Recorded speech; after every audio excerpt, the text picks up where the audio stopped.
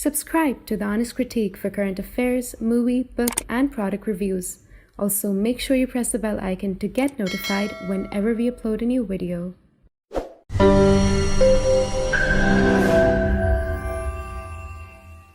The views, information, or opinions expressed during the video series are solely those of the individuals and do not necessarily represent those of The Honest Critique and its employees. The following video contains strong language which may be offensive to some viewers. Viewer discretion advised. Good afternoon, Ambassador. So thank you for joining us today. It's indeed a very interesting time that we are in right now. To begin with, let me start with your introduction. Ambassador Kurt Volker is a distinguished fellow at the Center for European Policy Analysis. Previously, Ambassador Kurt Volker served as a career diplomat, starting from U.S. Special Representative to Ukraine negotiations from 2017 to 2019, as the U.S. and as well as the U.S. Ambassador to NATO from 2008 to 2009. Ambassador Volker's more than 3 decades of experience in government, academia, and private sector has made him one of the most prominent voices on national security and U.S. foreign policy. So, Ambassador Volker, thank you so much for being on the show today, and looking forward to our discussion. Thank you so much, Sid. It's great to be with you. Thank you. To begin with, let's dive right in. So the Chinese President Xi Jinping was recently, not more than a week ago, was in Moscow. And the timing was very interesting because that was exactly the timing when the International Criminal Court issued an arrest warrant on the name of Russian President Vladimir Putin for his involvement in the war and particularly separating the children of Ukraine during the war. And the Secretary of State of the United States of America, Anthony Blinken, has said that Xi is trying to give a diplomatic cover to President Putin. Lloyd Austin, the Defense Secretary, has said that these kind of relationship is giving a troubling message. The optics seem to tell us a very strong story of a very cooperative relationship between Xi Jinping and Vladimir Putin. What sort of mutual benefits both the leaders are trying to extract from each other? Yeah, it's a great question, Sid, and let me address a few elements of that. First off, one other thing that happened at the same time, you mentioned the Xi visit to Moscow, you mentioned the ICC indictment of President Putin for war crimes. You did not mention the fact that China invited the leaders of all the Central Asian states to Beijing at the same time that Xi was paying a visit to Putin in Moscow. I think what we're seeing here is China establishing itself in the dominant position in this relationship, that China is the stronger economy, the stronger rising political power. It sees Russia as weak, and it is establishing a strong position. It also sees that Russia is engaged in a war that it can't win, and the United States and NATO allies have been more unified on the opposite side supporting Ukraine. So it sees an opening to position China as a neutral or honest broker between these sides, especially in the eyes of the global South, to urge Putin to stand down the war. It's not good for business. It's not good for anybody. He's not providing arms to Russia. He's staying out of that. So I think it's a very interesting diplomatic role that China is in fact playing. I think that there are reasons why the U.S. is concerned about China as a rising threat, particularly in East Asia, as it has claims on territory and sea waters that belong to other countries. But in this particular case, I think China is actually trying to give some advice to Russia to wind it down. That's very interesting because you highlighted Russia and China's relationship in a very interesting way, and that China, unlike other countries, is not supplying arms. But I wanted to bring your attention to this one thing, that China, ever since the war started, has been able to supply worth $12 million of drones and components of drones. Although they do not account to lethal ammunition or like conventional war materials, but they do say a lot about China's covert support towards Russia, towards Moscow's attempt in this onslaught. So what I wanted to ask is, what are the consequences? Is there any likelihood we might see in the coming days where China is trying to escalate this and start to supply arms and ammunition of weapon grade conventional arms and ammunition to Russia? If yes, then what could be the likely consequences that it might face? Well, first off, in terms of the possibility, I think it's unlikely that China would do so in a direct way, but it is conceivable that they would provide them to North Korea and North Korea would provide them to Russia. So there is a pathway there where China would could try to support Russia's military effort with some deniability. Even so, I don't think that's likely because I think China perceives that Russia's actually losing here.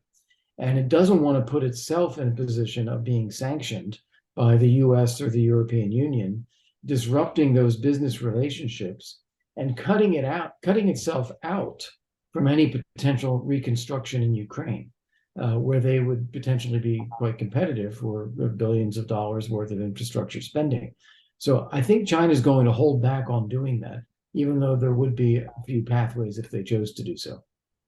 Well, indeed, that's true because we have seen this case of plausible deniability that China is trying to take a way through Iran as well by supplying materials to Iran, which is eventually turning up in Russia, in Ukraine. So moving forward, does that mean that China's interest in strengthening this relationship with Putin is strictly economic, or it is more of a hegemonic ambition, or an imperialist ambition, or a revisionist ambition? What kind of ambition would you portray? Yeah, I definitely put it in the latter category. China sees itself as the rising dominant power in the world. It is on a 100-year marathon, as they describe it, to become the world's greatest economic, political, military, and space power, as well as cultural power. And it doesn't really care about Russia. If Russia wants to be along for the ride and supports China, that's great. If not, they don't really care. They're not in this for Russia, they're in it for China. That's great because you highlighted how China is eventually trying to make a counterweight of United States of America in a way of its own. Even to surpass the United States of America. Exactly, yeah. I mean, yeah, their ambitions is not just restricted to East Asia or Southeast Asia, but definitely in the West as well. So I think this is one thing that I will come back to you later as well. But I wanted to focus particularly on this summit or this bilateral meeting between Xi Jinping and President Vladimir Putin. So Xi also pitched a 12-point peace formula to President Vladimir Putin, which had a really good points. Like it had a very positive annotations to it, such as restoring not territorial sovereignty, but respecting sovereignty.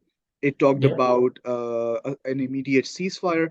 It talked about having concrete negotiations and things like that. But the general feeling, what I see in Washington, D.C., is that they're not in support of this peace talks. They are not in support of these 12-point formula pitched by Xi Jinping. Why is that so? Yeah, I think what was missing in the Chinese plan was a request of Russia to withdraw its forces from Ukraine. It did say, as you correctly pointed out, support for the principle of sovereignty and territorial integrity. And that's very important. And that is a finger pointed at Russia, which has seized Ukrainian territory. But it stopped short of calling on Russia to withdraw its forces. And that's why I think it is received with some caution in Washington. But otherwise, you're right. I think there's actually more in this plan for Ukraine if Russia really took it seriously than there is for Russia. But the problem, of course, also is that Putin has no intention of withdrawing his forces or of negotiating in any good faith. He intends to continue this war for as long as he's in power. So it is in a way to say that China is trying to find an opportunity in this crisis vis-a-vis Russia. So they have established bilateral trade agreements. They're talking about purchasing gas energy from Russia. So what kind of avenues has this war opened for China on the economic front? Because we see Russia is extremely sanctioned, and in somewhat way China is also having trade restrictions on itself. And at the same time, the supply of gas to Europe has completely been cut down from Russia. And actors such as India have also emerged trying to take advantage of these low prices energy from Russia. So what kind of avenues does this kind of war creates for China in terms of economy? Well, I think you're absolutely right. It has given China a lot of opportunities and a lot of benefits. It has positioned China as a state willing to do business with Russia. Most of Europe and the United States now views it as unacceptable to be doing business with Russia. So that creates an opportunity. Russia has had to find alternative demand for its oil and gas products. It's taking a big hit economically by not selling oil and gas to Europe and to the United States. And so they have been forced to sell it at a discount to China and to India. I think China also, as part of its own strategy, wants to see a weakening of a Western-led global international liberal economic order. And if Russia's war contributes to that, then that's all to the benefit of China as well. But it also poses risks for China. Secondary sanctions are quite possible if they go too far. So they're avoiding getting caught up in any kind of sanctions from the US or the EU. And it also poses a risk that as Russia is committing war crimes and an outright crime of aggression, genocide even against Ukrainian people, China does not want its policies to be perceived the same way. It views its desire to retake Taiwan as legitimate, as Taiwan is an integral part of China. It's not an independent state. They want to do this without war crimes. They would really like to absorb Taiwan peacefully if they could, but they definitely want to avoid the comparison. So there are risks for China at the same time, but overall they are benefiting from this war. I'm glad you brought up Taiwan, because that is one angle I would also like to reflect upon as we progress. So you clearly said that there is some amount of disappointment within Xi Jinping, that he's not, of course, very happy about this war situation and the kind of optics that are emerging from the battlefield. And clearly his support has been more covert. He has not gone outright in the support of the war, unlike Belarus or other regional countries. But at the same time, he has not even, publicly come out in disappointment or condemned the war. So I see from your remarks that there is sort of a possible cracks. There are fault lines in this relationship. She appears unhappy with the course of the consequences of Putin's war.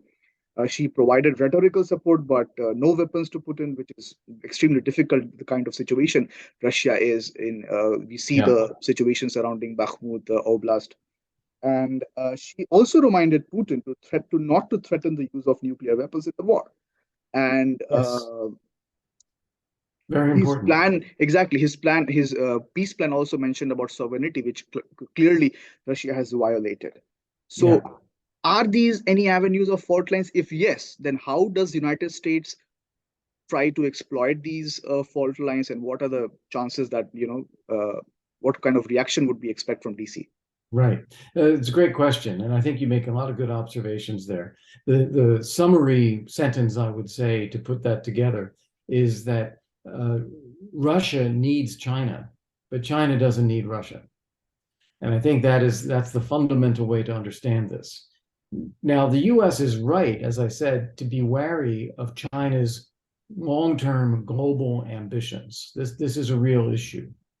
But in the specific case of Russia's war on Ukraine, there are probably ways where the US and China could consult a bit more and urge China to be urging Russia to wind this down faster and to withdraw its forces. Now, it's difficult because the US and China have a difficult relationship as it is, and why would they do this on their own? But it is an area where US and Chinese interests might actually align a bit more. And particularly also, take, for example, Ukraine's reconstruction. I mentioned this earlier, that China would like to participate in reconstruction contracts at some point in time. I think the US could be welcoming of that, or at least tolerant of that. And China could even be included in some of these Ukraine recovery conferences that are taking place, which would help pull them closer to collaboration with Kyiv and increase their incentive to put pressure on Moscow to end the war. Well, I think this actually does sound very optimistic, and China wants to participate. China may want to participate in Ukraine's reconstruction post-war, and that indeed gives a very big image to Xi Jinping. I also wanted to bring your focus on this different in a different domain, which was a rapprochement between Iran and Saudi Arabia, Yes. facilitated by China, and Xi Jinping is drawing peace between two arch rivals, Saudi Arabia as well as Iran. He's Mhm. pitching peace plans between Ukraine and Russia. Just now, you said that he might be willing to participate in the reconstruction of Ukraine. So, is it true that China is now the new policeman of the world affairs? Because when United States was involved in Middle East, it had to pay a lot of security cost in terms of resilience of casualties, in terms of treasury, and China seems to just skip over to the part and just get into the action where it is just a political partner and had no and is not responsible for giving any security guarantees. So, what kind of dynamics does this tell about China? Yeah, I think you again you framed this very, very well. China is a great power already today. It has substantial financial resources and economic resources. It's a major global trading partner that's backed up by a large population. They have a substantial military capability, and they provide an alternative to engagement with the US or Russia for many countries. They are seen and they see themselves as wielding now a significant amount of political leverage. And because they're willing to use their economic power without conditions, they're not asking other countries to adopt democracy, to protect human rights, to follow the rule of law. They're quite willing to do straight financial transactions with other countries and other elites, even corrupt transactions. This could be attractive to some of those people in other parts of the world. So China does have that leverage, and they're looking at ways of how they can use it. That's great because all this time when we were observing United States participating in the Middle East and the Persian Gulf, it was definitely based on security conditions. It was based on a lot of ifs and buts, and China has come into play, trying to give this a very huge Exactly. opportunity to regional countries who are impoverished, who are not so strong. Yeah. And yeah, that's great because these kind of security guarantees that US tried to give did not sustain themselves either. That's Yeah. in my observation. Yeah. Another good summary sentence to pull that together is the US engagement in many parts of the world, you mentioned the greater Middle East, has been security driven and values based. And China's engagement is much more economically based, financially based, without any attachment to values and without accepting responsibility for security. So which one is more valuable? Is it the what Russia is what sorry what China is offering an economy and finance based a coalition finance based partnership, US being offered Right. Well, security or value based yeah, no, it's a great question. I think in the short term, it is definitely more valuable for China. It is benefiting from these relationships, and some of its partners are also benefiting as well. But in the long run, it is destroying the kind of global order that is a rising tide for all boats. It's destroying that piecemeal, and that means it's going to be a less free, less prosperous world for everybody if this continues in this pattern. We have to get back to establishing and maintaining standards. right. So another factor or another emerging pattern, I would say, in this conflict is that President Putin time and again has tried to give this nuclear threat. And I think a couple of days back, we saw that President Putin, he announced of stationing tactical nuclear weapons in Belarus. So he is sort of now amplifying his nuclear threats. Is there any credibility to these threats being made? Because clearly the West seems to be unconvinced, and Putin's policy of a coercive deterrence seems to completely fail. And so, should we understand this nuclear talk as more of a rhetoric in terms of appeasing the domestic population, or there is actually some sort of tactical or strategic implications? Yeah. Well, this is very interesting development in this past week with Putin announcing that he's going to be positioning tactical nuclear weapons in Belarus. But I think we really need to unpack it to understand what's happening. Putin is looking increasingly weak, whether it is standing next to Xi Jinping and looking small and weaker than China, or whether it is his military forces that are unable to make any gains on the ground in Ukraine, as thousands of Russian soldiers are being killed as they're not prepared and they're just thrown to the front lines, unable to get the economy going and really taking a hit in terms of the state budget, in terms of the Russian economy, and getting criticism, domestic criticism in Russia against Vladimir Putin is becoming more and more harsh from the far right, to be clear. But he is looking very weak. So as a result, he wants to make an announcement that conveys some kind of strength, that he still has nuclear weapons and he can move them around. And so I do think that he will follow through and deploy nuclear weapons in Belarus, but it doesn't really matter very much.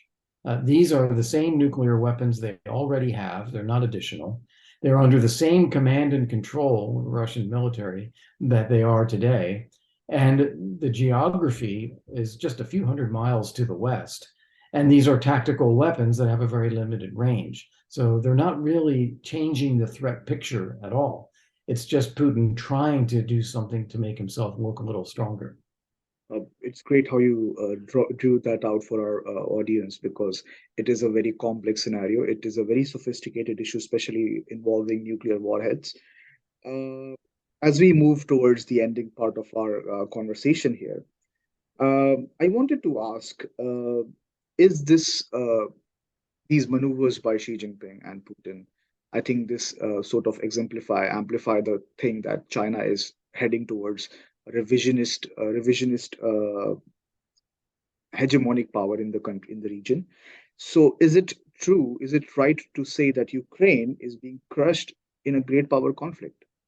When they say that when two elephants fight, it's the grass which suffers the most. Well, so does this analogy stand true in case of Ukraine? Yes, sir. Sure. No, it's a great question, because we should all be concerned about this. It could be, you I'm sure all heard of or read about this Thucydides theory, that a rising power will always take on the declining power.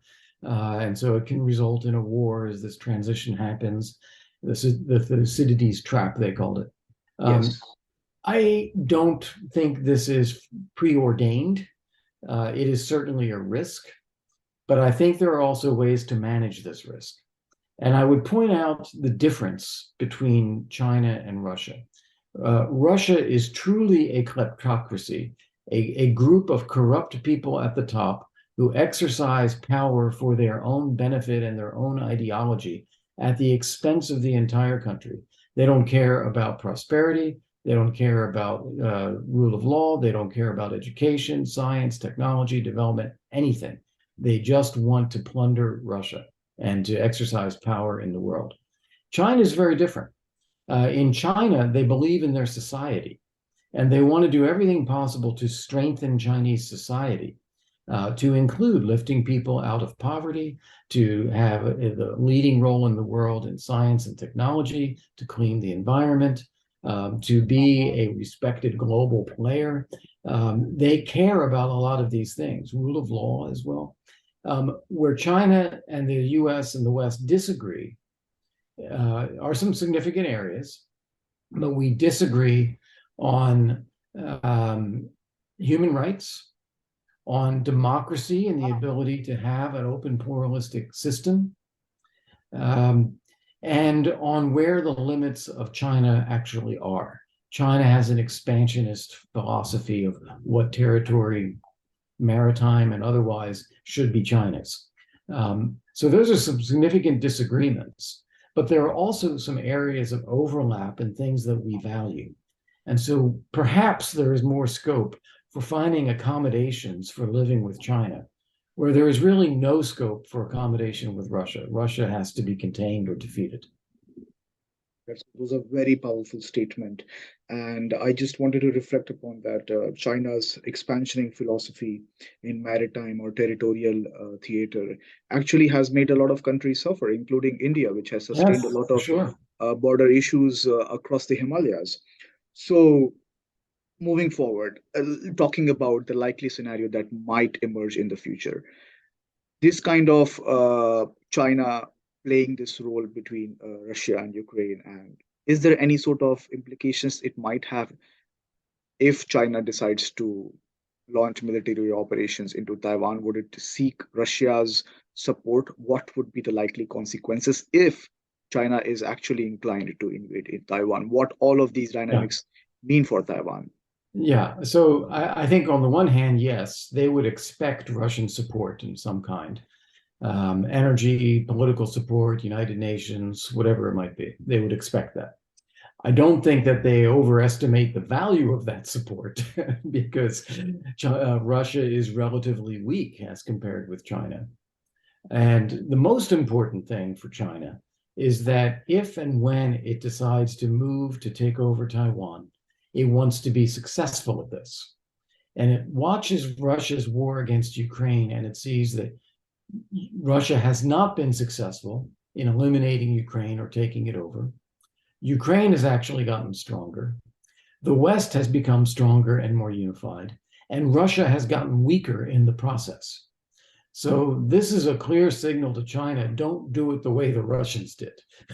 So they still surely do have ambitions on Taiwan, but everything about Russia's war against Ukraine is a signal to be careful, to be cautious, to play for a longer time, to be smart about it. Well, those are great. That's a really interesting piece of analysis. That now that you pointed out that Putin is losing, there is a clear disadvantage. He is not able to take a hit, and he is looking really weak. So, final question is going to be who is going to win the war and when? Well, I think it's inevitable that Ukraine wins the war. That's because Russia's war aims are unachievable. Russia's war aims are the elimination of Ukraine as a sovereign state and a recognition of a Ukrainian national identity. That's simply not going to happen at all. There are too many Ukrainians, and you can't take it away from them, the fact that they're Ukrainian. And they have gotten so much support from the West already. There's no question that the Ukrainian state survives as well. So Ukraine wins and Russia loses. The only thing we don't know is, does Ukraine get all of its territory back or not? Or does it lose some of its territory when this is all settled? Here, the Ukrainians are determined to take back all of their territory, and Russia so far is determined to keep fighting to take more of it. So the war is going to go on for some time. But what I expect will happen this year is Ukraine will launch some successful counteroffensives, isolating Crimea and taking back territory in the south and east that Russia took last year. And if that happens again, that will be the third and maybe more successful counteroffensive by Ukraine. I think this will be a bit of a wake-up call in Moscow. People are already aware that they're losing thousands and thousands of people. The economy is hurting. Russia is a global pariah. They're not able to win anything, and gradually they're losing. So if that accelerates a bit this year, which I think it will, that may be the trigger that then causes some change in Russia. Thank you, Mr. Volker. Thank you for taking the time out and speaking to us. It was a pleasure listening to you. And yeah, that's great. Thank you so much. Sid, it's been my pleasure. Thank you very much, and best to you and the podcast and all the students there.